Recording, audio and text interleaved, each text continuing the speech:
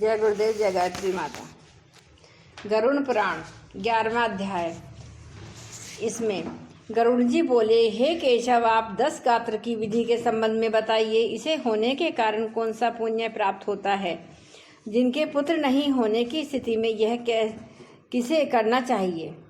श्री भगवान बोले, हे ताक्ष्य, अब मैं 10 गात्र विधि को तुमसे विस्तार पूर्वक कहता हूँ, जिसे करने से सत्पुत्र पितृ ऋण से उऋण हो जाता है।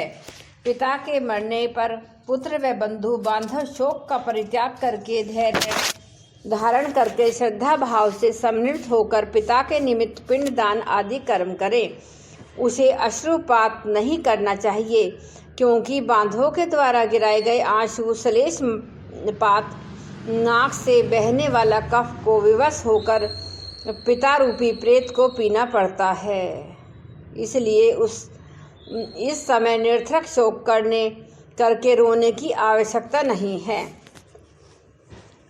यदि मनुष्य हजारों वर्ष रात दिन शोक करता रहे तो भी मृत प्राणी वापस आकर दिखाई नहीं पड़ सकता। जिसका जन्म हुआ है उसकी मृत्यु सुनिश्चित है, और जिसका मरण हुआ है उसका पुनर्जन्म भी सुनिश्चित है। इसलिए इस समय निरर्थक शोक करके रोने की आवश्यकता नहीं है। यदि मनुष्य हजारों वर्ष रात दिन शोक करता रहे तो भी मृत प्राणी वापस आकर दिखाई नहीं पड़ सकता। जिसका जन्म हुआ है उसकी मृत्यु सुनिश्चित है, और जिसका मरण हुआ है उसका पुनर्जन्म भी सुनिश्चित है। इसलिए बुद्धिमान मनुष्य को इस असंभावी जन्म मृत्यु के संबंध में शोक विलाप नहीं करना चाहिए। ऐसा करके देवी तथा मानवीय चमत्कार नहीं है, जिससे मृत्यु को प्राप्त हुआ व्यक्ति पुनः जीवित हो सके। और अवश्यम भावी घटनाओं का प्रतिकार यदि संभव हुआ होता तो नल, राम और युधिष्ठिर महाराज आदि जैसे लोग दुख न प्राप्त करते। इस जगत में किसी भी व्यक्ति के साथ सदा रहना संभव नहीं है। जब अपने स्वयं के शरीर के साथ भी जीवात्मा का सदैव संबंध संभव नहीं है, तो वह फिर अन्य लोगों के साथ अनंत काल तक रहने की तो बात ही क्या है। जिस प्रकार कोई राहगीर छाया में विश्राम करता है और विश्राम करके अपने अगले लक्ष्य के लिए चला जाता है, उसी प्रकार प्राणी का संसार में परस्पर मेल मिलाप होता है। पुनः प्रारब्ध कर्मों को भोग कर वह अपने गंतव्य की ओर चला जाता है। प्रातःकाल जो खाद्य पदार्थ बनाया जाता है वह सायंकाल अनुपयोगी हो जाता है। ऐसे नष्ट होने वाले भोज्य के रस से पुष्ट होने वाले शरीर की अमरता की कथा ही क्या है। पितृ मरण से होने वाले दुख शोक के लिए ये विचार औषध स्वरूप हैं। अतः इसका सर्वथा चिंतन करके अज्ञान से होने वाले शोक को त्याग पूर्वक सतपुत्र को अपने पिता की आत्म शांति के क्रियाक्रम करने चाहिए। जिनके पुत्र नहीं हो तो पुत्र के अभाव में पत्नी को, पत्नी के अभाव में सगे भाई को, तथा सहोदर सगा भाई न हो तो उसके स्थान पर ब्राह्मण के द्वारा उसके शिष्य को तथा किसी सपंडी एक ही कुल गोत्र का व्यक्ति को करनी चाहिए। हे गरुण, पुत्रहीन व्यक्ति के मरने के बाद उसके भाइयों या उसके पुत्रों या पोत्रों के द्वारा 10 गात्र विधि का कर्म कराना चाहिए। एक पिता से उत्पन्न होने वाले भाइयों में यदि एक भी पुत्रवान हो तो उसी पुत्र से अन्य सभी भाई पुत्रवान बन जाते हैं। ऐसा भगवान मनु जी ने कहा है। यदि एक पुरुष की बहुत सी पत्नियों में कोई एक पुत्र को जन्मती है तो उसके समान एक ही पुत्र से अन्य सभी पत्नियां पुत्रवती हो जाती हैं। 10 गात्र विधि क्रिया का लोप नहीं होना चाहिए। यदि कोई स्त्री अथवा पुरुष अपने इष्ट मित्र या अन्य कुटुंबियों की और दैहिक क्रिया करता है तो अनाथ प्रेत का संस्कार करने से उसे कोई यज्ञ फल प्राप्त होता है।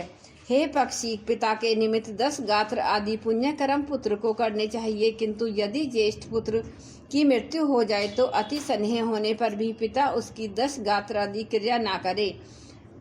अनेक पुत्रों के रहने पर भी 10 गात्र सपंडिनी तथा अन्य 16 श्राद्ध एक ही पुत्र करे। पैतृक संपत्ति का बंटवारा हो जाने पर 10 गात्र सपंडिन और 16 श्राद्ध एक पुत्र को ही करना चाहिए, किंतु सांवत्सरिक आदि श्राद्ध सभी पुत्र पृथक पृथक करें। इसलिए सुसंस्कृति को भोजन, एक समय व्रत, भूमि पर शयन तथा ब्रह्मचर्य का व्रत पालन करके पवित्र होकर श्रद्धा भक्ति से 10 गात्र और श्राद्ध विधान करना चाहिए। पृथ्वी की 7 बार परिक्रमा करने से जो फल प्राप्त होता है वही फल पिता माता की 10 गात्र श्रद्धा आदि क्रिया करके पुत्र को प्राप्त होता है। 10 गात्र से लेकर वार्षिक श्राद्ध पर्यंत पिता के श्राद्ध आदि क्रियाक्रम करने वाला पुत्र तथा श्राद्ध के पुण्य फल को प्राप्त होता है। कोई सुनो है कहीं कुएं, तालाब, बाग, तीर्थ अथवा मंदिर के प्रांगण में जाकर मध्यम याम में बिना मंत्र के स्नान करना चाहिए। स्नान आदि से पवित्र होकर वृक्ष के मूल में दक्षिण की ओर मुख करके वेदी बनाकर उसे गोबर से लीपें। उस वेदी में पत्ते पर कुश से बने हुए द्रव में ब्राह्मण को स्थापित करके पद्म आदि से उसका पूजन करना चाहिए। तद उपरांत उसके आगे पिंड प्रदान करने के लिए कुश का आसन रखकर उसके ऊपर दिवंगत आत्मा का नाम गोत्र का उच्चारण करते हुए पके हुए चावल तथा जौ की पिट्ठी आटे से बने हुए पिंड प्रदान करे। उसी दक्षिणा संप्रेत कर तदंतर काकान दूध जल से परिपूर्ण पात्र वर्धमान जलांजलि प्रदान करते हुए यह कहें कि अमुक नाम के प्रेत को मेरे द्वारा दिया गया यह पिंड आदि सामग्री प्राप्त हो। अन्न, वस्त्र, जल, द्रव्य अथवा अन्य जो भी वस्तु प्रेत शब्द का उच्चारण करके मृत प्राणी को दी जाती हैं उस पुण्य से उसे अनंत फल प्राप्ति होकर अक्षय तृप्ति प्राप्त होती है। इसलिए प्रथम दिन से लेकर सैपिंडीकरण के पूर्व स्त्री और पुरुष दोनों के लिए प्रेत शब्द का उच्चारण करना चाहिए। पहले दिन विधि पूर्वक जिस अन्न का पिंड दिया जाता है उसी अन्न से विधि विधान पूर्वक शेष 9 दिन तक पिंड दान करना चाहिए। 9वें दिन सभी सैपिंडी जनों को एक ही कुल गोत्र जन सगोत्र के बंधु जनों को मृतात्मा के लिए स्वर्ग की कामना से शरीर का तेल से मसाज करना चाहिए और घर के बाहर स्नान करके दुर्वा एवं लाजा लेकर स्त्रियों को आगे करके मृत प्राणी के घर जाकर उससे कहें कि दुर्वा के समान आपके कुल की निरंतर वृद्धि हो तथा लावा के समान आपका कुल सुविकसित हो। ऐसा कह करके दुर्वा सम्मिश्रित लावा को उसके घर में चारों ओर बिखेर दें। हे खगेश्वर, 10वें दिन मांस से पिंडदान करना चाहिए, किंतु कलयुग में मांस से पिंडदान शास्त्र निषिद्ध है, मना किया है। 10 दिन तक एक ब्राह्मण को प्रतिदिन भोजन कराएं और हाथ जोड़कर भगवान विष्णु का ध्यान करके प्रेत की मुक्ति के लिए प्रार्थना करनी चाहिए। अलसी के फूल के समान कांति वाले पीत वस्त्र धारण करने वाले अच्युत भगवान श्री गोविंद जी को प्रणाम करके अभिवादन करते हैं, उन्हें कोई भय नहीं होता। हे आदि अंत से रहित शंख चक्र और गदा धारण करने वाले अविनाशी तथा कमल के समान नेत्र वाले देव विष्णु, आप प्रेत को मोक्ष प्रदान करने वाले हों। इस प्रकार प्रतिदिन श्राद्ध के अंत में यह प्रार्थना मंत्र पढ़ना चाहिए। तद उपरांत स्नान करके घर जाकर गोग्रास अर्पण करके उसके बाद स्वयं भोजन ग्रहण करना चाहिए।